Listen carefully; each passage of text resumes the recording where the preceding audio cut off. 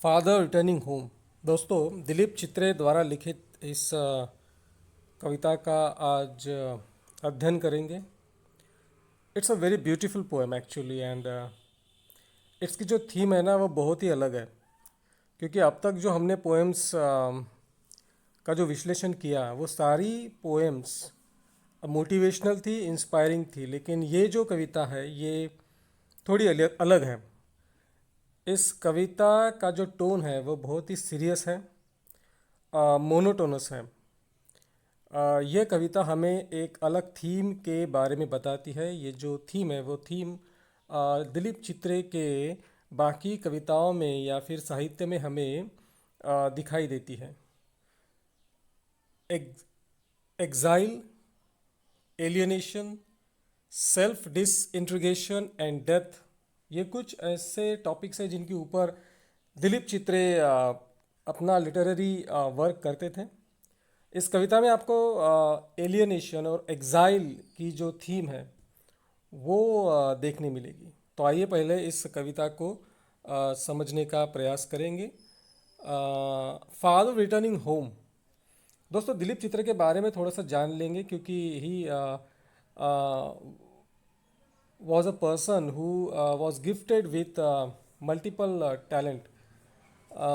वो एक पोएट थे, राइटर थे, पेंटर थे, फिल्म मेकर थे, और वो ट्रांसलेशन का भी काम करते थे। और उनको इनके लिटरेरी वर्क के लिए साहित्य अकेडमी का अवार्ड भी मिला था। फादर रिटर्निंग होम, ये कविता उन्होंने अपने पिताजी के ऊपर ही लिखी है, इसलिए हम इस कविता को बायोग्राफिकल पोइट्री भी कह सकते हैं। किस तरह से सिटी में, जहाँ पे कंक्रीट का जंगल हमें दिखाई देता है, वहाँ पे इंसान जो होता है वो धीरे धीरे in in in the course of time अलग पड़ते जाता है।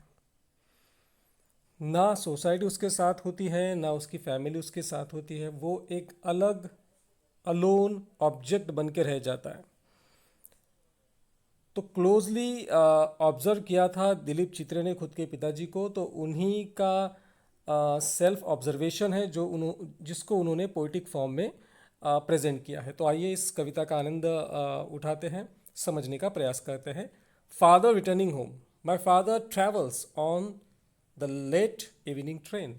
तो मेरे जो पिताजी है वो हमेशा जो आखिरी की ट्रेन यानी लेट ट्रेन इवनिंग की होती थी, इवनिंग की है, उससे घर आते हैं। मेरे पिताजी इवनिंग के लेट ट्रेन से वापस आते हैं, यानी उन्हें बहुत देर तक रुकना पड़ता है ऑफिस से आने के बाद ट्रेन के लिए। फिर वो देर से वो ट्रेन में चढ़ते हैं और वापस आते हैं, घर की तरफ निकलते हैं। Standing among silent commuters in the yellow light. जिस कंपार्टमेंट में वो खड़े होते हैं उस कंपार्टमेंट में बहुत सारे कम्यूटर्स। अब कम्यूटर्स क्या है? कम्यूटर्स ये वो लोग हैं जो हर रोज़ डेली बेसिस पे एक पर्टिकुलर एरिया से दूसरे पर्टिकुलर एरिया तक का प्रवास करते हैं। उन्हें हम कम्यूटर्स कहते हैं। Standing among silent commuters in the yellow light. तो कंपार्टमेंट में येलो लाइट है और सारे जो कम्यूटर्स हैं वो साइलेंट हैं, कोई किसी से बात नहीं कर रहा। क्यों नहीं कर रहा? क्योंकि सारे थके हुए हैं। All are tired and all are waiting to get back to their home as soon as possible. तो कोई किसी से बात नहीं कर रहा। Suburbs slide past his unseeing eyes। Unseeing eyes, देखिए इस फ्रेज को देखिए, unseeing eyes, आइज भी है और अनसीइंग भी है, तो यहाँ पे पैराडॉक्स है, फिगर ऑफ स्पीच। जो आंखें हैं वो खुली तो है लेकिन कुछ देख नहीं रही, क्योंकि वो फिक्स है एक पर्टिकुलर जगह पे, और वो दिमाग जो है वो सिर्फ सोच रहा है। तो जब आदमी बहुत स्ट्रेसफुल होता है, अपने ही दुनिया में लॉस्ट होता है, तो उसकी आंखें तो खुली होती है लेकिन वो सोच कुछ अलग रहा होता है, और आजू बाजू में क्या हो रहा है उसके तरफ उसका ध्यान ही नहीं होता। तो सबर्ब जो एरिया है, जो बिग सिटीज़ होते हैं, महानगर होते हैं, उनके आजू बाजू में एक नया नगर, महानगर बनने की जो शुरुआत होती है उसे हम सबर्ब कहते हैं। अर्बन एरिया का एक सब एरिया। तो सबर्ब जा रहा है विंडो से, उसे देख सकते हैं, लेकिन पोएट के या फिर पिताजी है वो नहीं देख रहे, क्योंकि वो अपनी दुनिया में लॉस्ट है। आंखें खुली है लेकिन कुछ देख नहीं रहे, सिर्फ आगे देख रहे हैं। His shirt and pants are soggy. तो ये देखिए, ये क्या दर्शाता है कि जो व्यक्ति, हम जब ट्रेन में बैठते हैं तो हम तो विंडो की सीट लेते हैं और नेचर का आनंद लेने का प्रयास करते हैं, लेकिन यहाँ पे ऐसा नहीं हो रहा है। यहाँ पे हर कम्यूटर बस आगे देख रहा है, वो आउट ऑफ विंडो देखने का प्रयास ही नहीं कर रहा, क्योंकि कोई खुश नहीं है, सब निराश है, थके हुए हैं। Standing suburb slides past his unseeing eyes. His shirt and pants are soggy, and his black raincoat, stained with mud, and his bag stuffed with books, is falling apart. तो यहाँ पे डिस्क्रिप्शन दिया है कि क्या है पिताजी के पास। तो पिताजी का जो शर्ट है, पैंट है, वो तो सॉगी है, गीले हो चुके हैं। एक रेनकोट है, वो भी उसको भी मिट्टी लग गई है, ख़राब हो गया है, वो मड लग गया है उसको। बैग जो है वो किताबों से भरी पड़ी है, लेकिन वो भी अब उनके शोल्डर से नीचे गिर रही है क्योंकि वो थक चुके हैं। And he is not in the mood off carrying that load of books. तो ये मनस्थिति जो है, मेंटल कंडीशन शो कर रहा है किसका? पोएट के पिताजी का, जो पूरी तरह से मेंटली फिजिकली थक चुके हैं। He is not even able to carry the load of the bag. His eyes dim by age fade homeward through the humid monsoon night. Already जो आंखें हैं वो एज के कारण तो डीम हो चुकी है, और अब मानसून का सीजन है, बारिश हो रही है, अंधेरा पड़ गया, तो उसमें तो उनको और भी कम दिखाई दे रहा है। Now I can see him getting off the train. अब वो ट्रेन से नीचे उतर गए। Like a word drop from a long sentence. इस सिमिली को आप समझिए। Now I can see him getting off the train.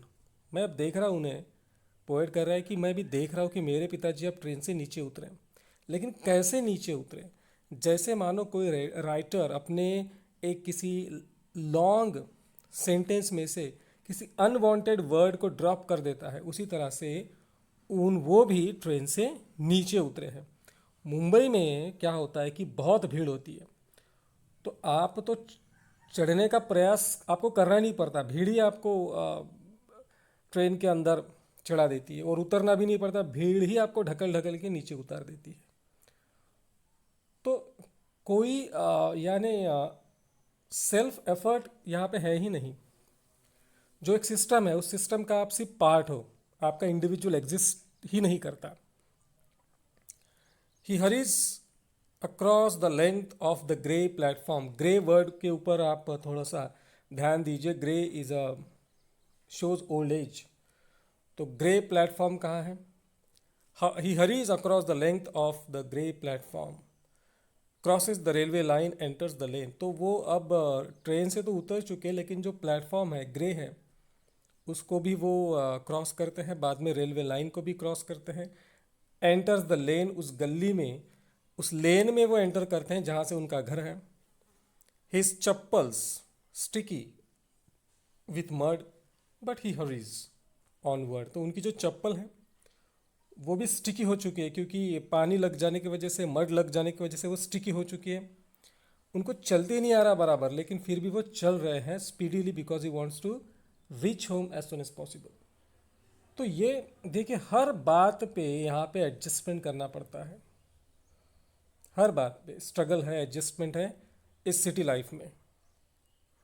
Home again, वो एक बार फिर घर आ गए वो। I see him drinking weak tea. और बहुत ही वीक टी, जो चाय भी उन्होंने पी वो भी उनको पसंद नहीं है, लेकिन वो उन्होंने पी डाली, क्योंकि एडजस्टमेंट, एडजस्ट कर रहे हैं वो। सिटी में आपको एडजस्ट करना है। ईटिंग अ स्टेल चपाती। सुबह की जो रोटी है, जिसे मराठी में चपाती कहते हैं, सुबह की जो रोटी है वो भी खा रहे शाम को। कोई कंप्लेंट नहीं, कोई क्राई नहीं। रीडिंग अ बुक, बाद में किताब लेते हैं, पढ़ने बैठ जाते हैं। तो देखिए आप क्या लाइफ है यार। यानी वो आए ऑफिस से, रात को आए, आने के बाद वो एक चाय पीते हैं, वो भी चाय वीक है, उसमें कुछ मज़ा नहीं है। स्टेल सुबह की रोटी खाते हैं, बाद में किताब पढ़ने बैठ जाते हैं। क्या एक्साइटमेंट होगा उनके जीवन में? कुछ भी नहीं।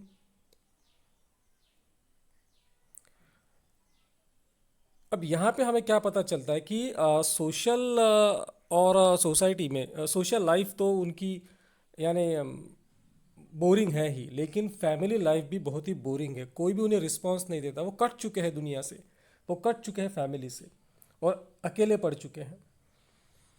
तो शहर है, वो शहर इंसान को अपनी तरह ही कंक्रीट के जैसा बनाता है। हम जंगल में रहते हैं तो हम इमोशनल होते हैं क्योंकि जंगल में लाइफ होती है, लेकिन कंक्रीट लाइफ नहीं होती। कंक्रीट के जंगल में, बिल्डिंगों में, कंक्रीट के घरों में इमोशन नहीं होता, सेंटिमेंट्स नहीं होते। यही पोएट को हमें बताना है।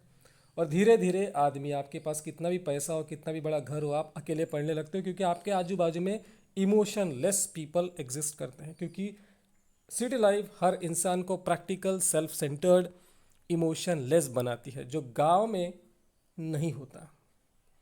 ही goes into the toilet to contemplate, तो टॉयलेट में जाता है सोचने के लिए, डीप विचार करने के लिए। घर में अपने बीवी के साथ बैठ के, बच्चों के साथ बात करके वो नहीं करते, वो टॉयलेट में जाते कंटेम्पलेट करने के लिए।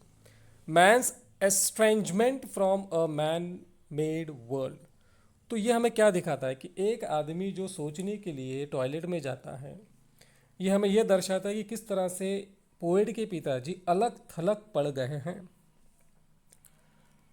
किससे अलग पड़ चुके हैं वो? मैन मेड वर्ल्ड से। जो कंक्रीट का जंगल मनुष्य ने बनाया है, उस जंगल में उनका मन अब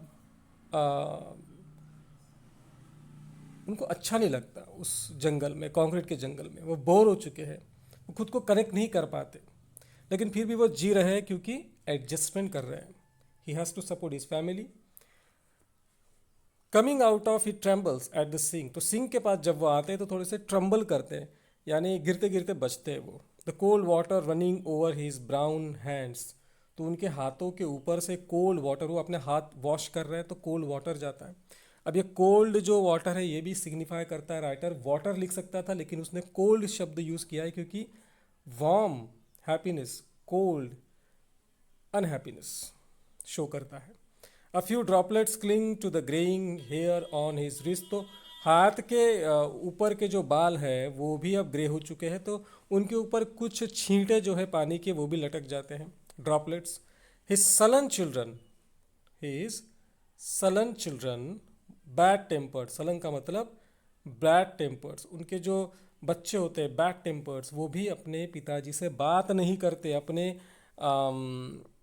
सीक्रेट्स शेयर नहीं करते, जोक्स उनके साथ शेयर नहीं करते। बस पिताजी आप जाइए, ऑफिस में जाइए, पैसा लाइए, हमें दीजिए, हमें पढ़ाइए, हम आपके साथ लाइफ शेयर नहीं करेंगे। ये कल्चर है सिटी का। He will now go to sleep, अब वो सोने जाएगा। क्या करेगा? बच्चे बात नहीं करते। Listening to the static on the radio, radio पे कुछ गाने सुनेंगे, सुनते सुनते सो जाएंगे। Dreaming of his ancestors and grandchildren, सोते समय अपने पूर्वजों के बारे में वो सोचेंगे, किस तरह से उनके पूर्वज कहाँ रहते थे, गांव में रहते थे, सुखी थे, समाधानी थे। फिर वो सोचते हैं कि ग्रैंड चिल्ड्रन, मेरे ग्रैंड चिल्ड्रन, अब मेरे बच्चे जो है उनके बच्चे कहाँ रहेंगे, उनका क्या भविष्य होगा। मैं खुद एक ऐसी लाइफ जी रहा हूँ जो मैं नहीं चाहता कि मेरे बच्चे जिए, तो मेरे जो जनरेशन है आने वाली वो कैसे जिएंगी। Thinking of nomads entering a subcontinent through a narrow lane, narrow pass sorry, तो वो ये सोचते हैं कि किस तरह से उनका पूरा जो जीवन यात्रा है उनके आंखों के सामने आती है कि किस तरह से नोमैड की तरह, नोमैड का मतलब भटके लोग जो यहाँ से वहाँ भटकते रहते हैं, तो किसी नोमैड की तरह वो गांव से जॉब के लिए, for the purpose of career आए थे सिटी में। और ये सिटी उनके लिए एक सब कॉन्टिनेंट तरह की तरह थी। सिटी जो थी मुंबई शहर, वो एक सब कॉन्टिनेंट, जिसे कहेंगे कॉन्टिनेंट, खंड, उपखंड की तरह थी। तो एक नैरो पास से, गांव शहर के रास्ते से वो किसी तरह इस शहर में आए और यहाँ पे सेटल हो गए। तो ओवरऑल ये जो कविता है हमें एक बहुत ही बैड और सीरियस नोट पे ले जाके छोड़ देती है कि यार city life, concrete life emotionless है, कुछ नहीं है वहाँ पे ह्यूमन बींग्स के लिए। और स्पेशली गांव के लोग जो जाते हैं उनको शहर में तो मज़ा ही नहीं आता, वो बहुत ही हेट करते हैं सिटी लाइफ को। आशा करता हूँ दोस्तों आपको ये जो सिंपल एक्सप्लेनेशन है पोएम का वो पसंद आया होगा। अगर पसंद आया तो वीडियो को लाइक शेयर कीजिए। नेक्स्ट वीडियो में एक अच्छी कविता लेके आऊँगा जो सिलेबस में है और पढ़ने में भी उसका एक विश्लेषण सुनने में भी आपको मज़ा आएगा। See you in the next video. Till then good bye.